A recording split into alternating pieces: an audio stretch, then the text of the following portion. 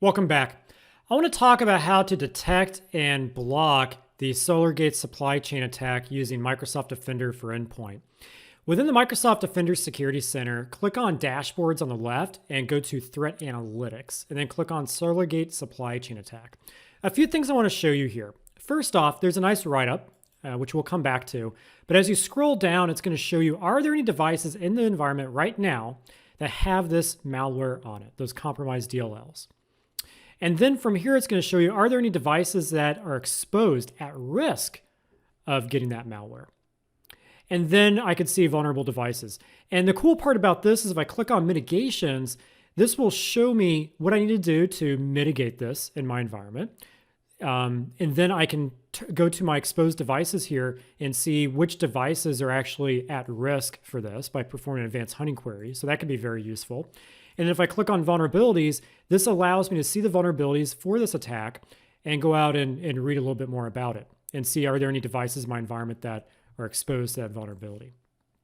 Now, that's all great, but let's get to the threat analyst report here.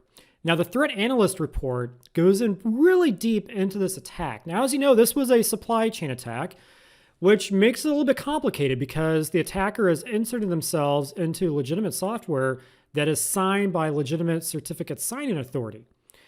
And this report will go through the kill chain for this attack and help you understand, how do they get in? Once they get in, what do they do? How do they establish C2? How do they go through and evade defenses? How do they carry out their actions on objective? So on and so forth, so you can better protect yourself.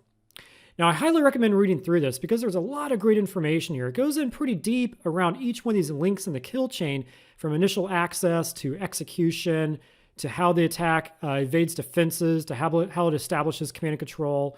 A lot of great stuff in here. And then it will get into mitigations. So Microsoft has some good recommendations here on how to mitigate. But there's a few things here as well that with Defender for Endpoint, I want you to take into consideration, such as turning on cloud deliver protection in Microsoft Defender Antivirus as one of those mitigation techniques. And then after that, we've got some IOCs, indicators of compromise, that you can create as well, which I'll come back to. And then there's turning on attack surface reduction rules for this specific type of attack. And there's one specific rule here that I will walk you through to create that. Now, this is built into Windows 10. I've got another video out there where I talk more about this, but here's that specific rule. Now, what I like about this rule is that as this potentially malicious software executes, this rule will actually contact the Microsoft Intelligence Security Graph, the cloud, to double check to see, is this a malicious executable or not before it allows it to run. This is just built into Windows. This is before antivirus ever kicks in. So something you definitely want to consider enabling.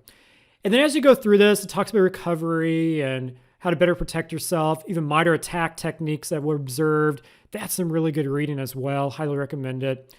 And then it will go into how Microsoft Defender Antivirus detects this type of malware.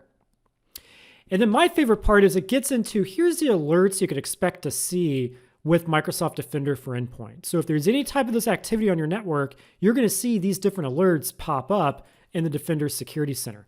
In fact, here's some good examples. Here's one of them that you can expect to see in your environment. So there's some really good information here in this alert. And then here's another alert you can expect to see in your environment, both related to this type of attack. Now, I also love these advanced hunting queries. Advanced hunting is allowing you to perform KQL queries using the Custo query language inside Defender for Endpoint. And so if I want to go out there and look to see, okay, are there any of those malicious DLLs loaded into memory on my endpoints? Well, then I can just copy this query, go over to my advanced hunting right here, and run that query. And then it's going to list a return of any endpoints that might be compromised. So we have a ton of these different advanced hunting queries you can leverage, such as is SolarWinds processes launching a PowerShell with base 64, right? So let's run that as our advanced hunting query to see if that's happening, right? Now, the cool part about advanced hunting queries is I can create a detection rule based on that query. And this detection rule basically allows me to run it on a time period here. And then I can create an alert. That alert gets generated anytime it finds the results of this query. So that's a custom detection rule. So that's pretty cool. So as you scroll through this, all of those KQL queries that you can perform. And then here's the IOCs, or indicators of compromise. So I can take these file hashes and I can go into settings and then indicators, and I can create a file hash indicator of compromise that I can then load in that file hash, tell it to alert and block anytime it sees that file hash across the environment. So that could further help me mitigate this and prevent the spreading of that malware. So that's very useful as well. And then there's a ton of references here for additional reading that I highly recommend you go into. One other thing I want to talk about is if you go to advanced features under the gear icon, there's going to be an option called enable EDR in block mode.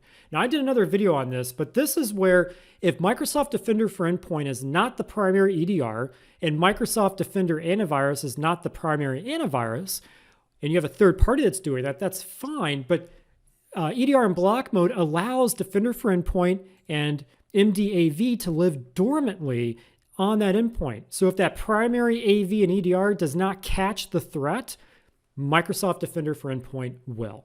So obviously you want that second security blanket there, that second layer in your tinfoil hat. So this is a good practice to enable this.